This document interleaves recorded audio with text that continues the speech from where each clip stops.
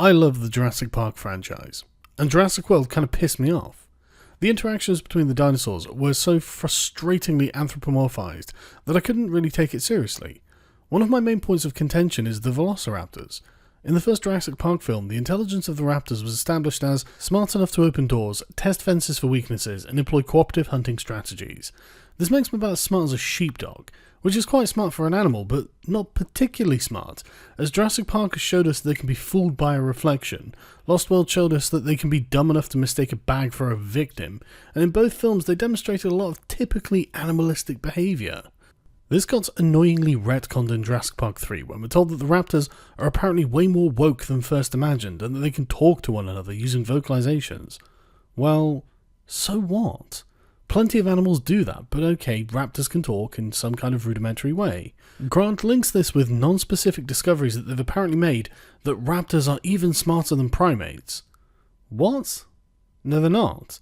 We've seen plenty of raptor behaviour for extended periods of time in the Jurassic Park films, and from the behaviour they've displayed, it's more akin to that of a raven solving problems, combined with the animalistic cunning and desire to play with their food of a cat.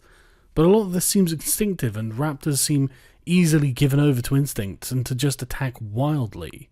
It never seems to indicate any kind of advanced reasoning ability, just highly developed instincts for certain behaviours. Certainly nothing that one would consider conceptual until, of course, at the end of the film when the raptors surround Grant and the other survivors to retrieve their eggs. But even then, that can be displayed as a perfectly natural inclination. The raptors would naturally restrain themselves to ensure they don't damage the eggs. Grant pulls out the 3D larynx and starts making bizarro raptor noises. Instead of seeing what he's doing, instead of just simply looking at the source of the noise, the raptors freak out and the alpha raptor barks an order to the betas to leave, and then they pick up the eggs and run off, allowing the humans to leave. Why? Who knows? Until now, the raptors were essentially ultra-violent pack hunters who delighted in butchering their prey. Now there are 4 defenseless and juicy humans who don't have anything that they want. Why wouldn't they just kill them? I guess it's all that social sophistication that I've heard so much about. Fast forward to Jurassic World, and Star-Lord has taught his velociraptors to do rudimentary dog tricks with a clicker. The raptors seem almost outside of his control and are clearly just doing what he wants to get food. This is probably supposed to suggest a high level of intelligence for the raptors, but it really doesn't, beyond the level of a pet.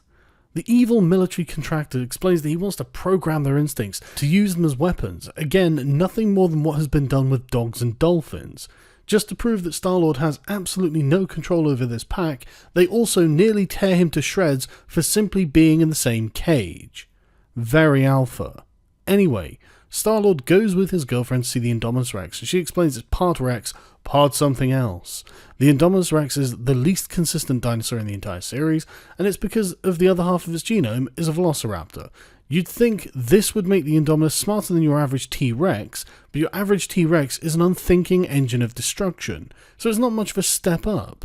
However, the Indominus is somehow smart enough to trick all of the humans with high-tech gadgetry, including some kind of heat tracking system, implanted into its flesh, into thinking that the giant dinosaur escaped over the walls. The humans decide to walk into the cage, because if they just can't see it on the radar, then they have to go in and check, and they don't think to go and check outside of the cage first to see if there is a giant carnivorous dinosaur that has actually gotten over the walls. But anyway, the Indominus Rex is still in the cage with them, and a bunch of them get killed in the escape, which sees the Indominus Rex break free. Unfucking believable, you might think. These people just got outwitted by a magic fucking dinosaur. But it gets better. The Indominus is smart enough to kill a squad of heavily armed mercs and destroy a helicopter. But as luck would have it, Star-Lord has somehow trained his pack of raptors for missions or something, and the evil contractor implements his insane plan to use the raptors to take them out and hunt the Indominus Rex. What? There seems to be no compelling reason that the raptors can't simply turn on Star-Lord and his subordinates at this point, but luckily for everyone else, they don't. At least until they actually find the Indominus Rex. Being part raptor and having been alone its entire life, it naturally speaks raptor perfectly, and so promptly proceeds to persuade the raptors to defect. The dinosaurs then proceed to battle it out with the mercenaries, butchering almost all of them and forcing them to flee while being harried along the road by the Raptors. They arrive back in the deserted streets of the tourist town, and they meet the evil military contractor, and at this point the Raptors may as well be thinking about founding their own fucking nation, because the evil military contractor actually attempts to negotiate with one beta Raptor before it kills him. And you're given the curious impression that it's revenge for how he doesn't treat the Raptors with respect. The Raptors chase the group outside and capture them, with Blue essentially taking Star-Lord prisoner and disarming him, while negotiating with him like they're old friends. Dude, these things try to tear you to shreds from day one, but never mind. The Indominus Rex walks into Blue being a cheating whore, and Blue decides that the Raptors will milady themselves into fighting the Indominus Rex to save the humans. Why? These Raptors make moral and sentimental decisions now, do they? And they're willing to nobly sacrifice themselves for others? Get the fuck out! But then even something more dumb occurs. As the Raptors are getting chewed out by the Indominus Rex, Star-Lord's girlfriend decides to run down and let out a fucking T-Rex. She lets it get too fucking close for comfort too, and lets it out to where the Indominus Rex and the Raptors are. It smashes through the dinosaur exhibition, and music blares like it is the great saviour we have all been waiting for, and then proceeds to do battle with the Indominus Rex. It gets its fucking ass kicked. The Indominus is practically body slamming the T-Rex everywhere, and the T-Rex is bleeding heavily and is clearly badly wounded. But lo and behold, Blue, the last remaining Raptor, appears just before the Indominus finishes the T-Rex. Blue distracts the Indominus and the Rex recovers its feet to rejoin the fight, with the pair of them teaming up to push the Indominus to the water's edge where the Mosasaurus gets it. The Rex and the Raptor just kind of look at each other.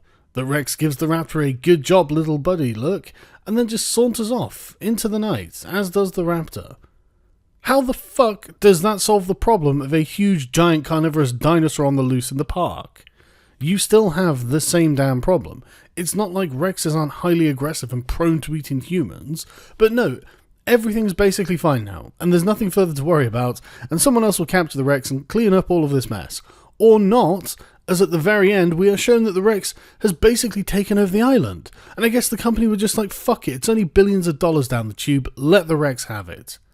Michael Crichton was a great fucking science fiction author who put a lot of work into his novels, and this is the stupidest thing I've ever seen.